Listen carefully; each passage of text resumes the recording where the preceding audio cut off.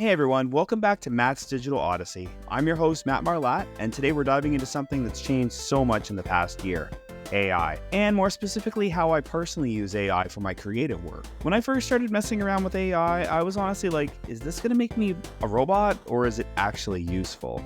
And let me tell you, I was shocked how well it works, especially in creative fields.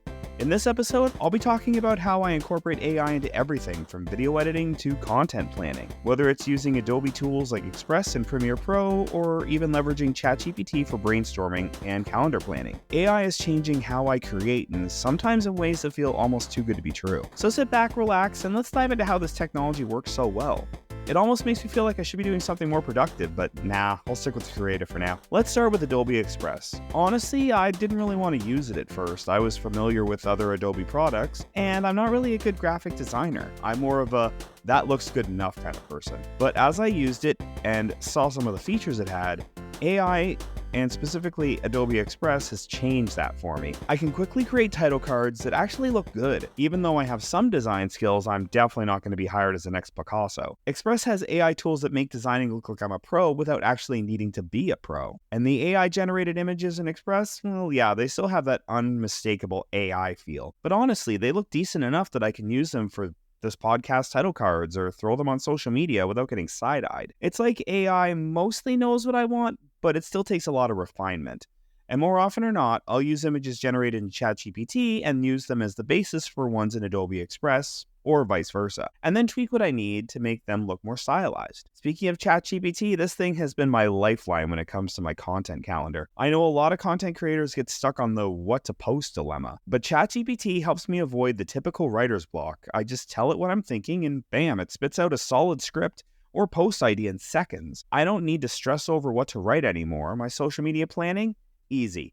Content creation? Even easier. But here's the thing, ChatGPT isn't just for writing. I've used it to help curate my professional portfolio.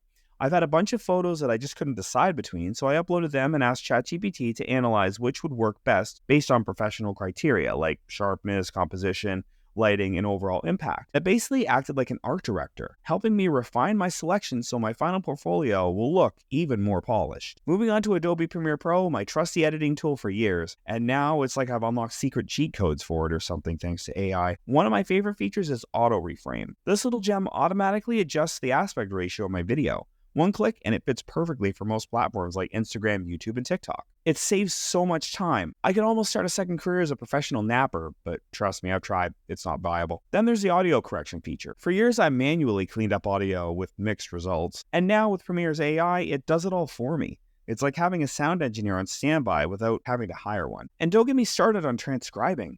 Premiere's AI generates subtitles automatically, which is huge when I'm trying to make content accessible or translate it for a wider audience. AI is literally making my audio and video work sound way better had I done the work manually. Something that used to take hours now takes minutes. Now let's talk about how AI is a total game changer for a freelancer like me. I'm talking about making it easier to handle the business side of things because let's face it, we all know that that's the part where we'd rather just hire someone to take care of it for us and stick to the creative side. Tools like ChatGPT, though, are incredible when it comes to writing client emails, proposals, and even invoices.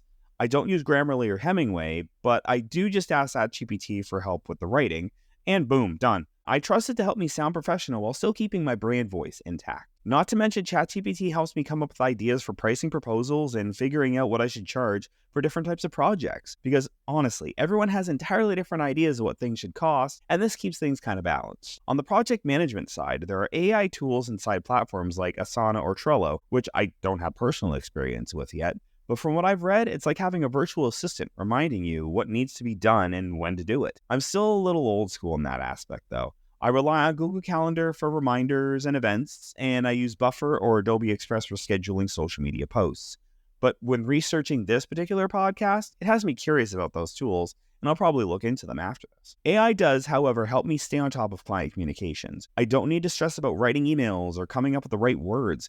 I just plug my thoughts into ChatGPT and it formats them into something that actually makes sense. Sometimes I just want to get straight to the point, and I worry about some of the tones that I may be coming off with. So it ensures that I'm not coming off negatively or affecting my brand or myself.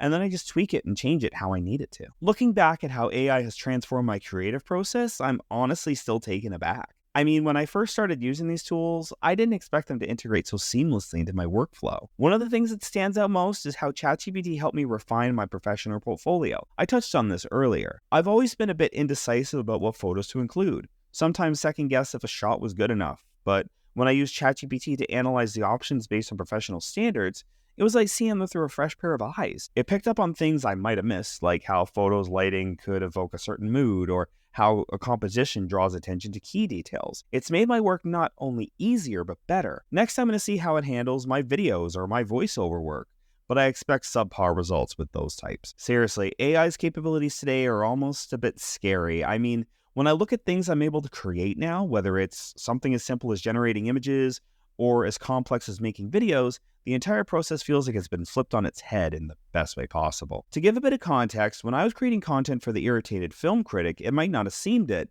but the whole process was an absolute nightmare. Definitely not fun or creative the way you'd expect it to be. It was a month-long ordeal from inception to final product. But if I had the tools I have today, those videos would have taken half the time. So why don't I go back and make more irritated film critic videos? Honestly, the character just didn't land the way I hoped it to, and it's very dated, and honestly not a very good representation or fit for today's audience. Add in how the process would be easier, it would still be exhausting. But all that being said, I'm still very proud of that work, and I have a lot of great memories of the content creators I worked with around that time. So I'm leaving it all up on my Irritated Film Critic channel if you want to watch it. And that wraps up today's episode of Matt's Digital Odyssey. What do you think about AI in creative work? Are you already using it, or are you still hesitant to let it kind of take over your life? I'd love to hear your thoughts, so hit me up on social media at Marlat Media. Let's chat. Next time, we're going to be diving into the world of social media, its humble beginnings, how it's evolved, and where it stands today. So until next time, keep exploring, keep dreaming, and I'll see you on the next Odyssey.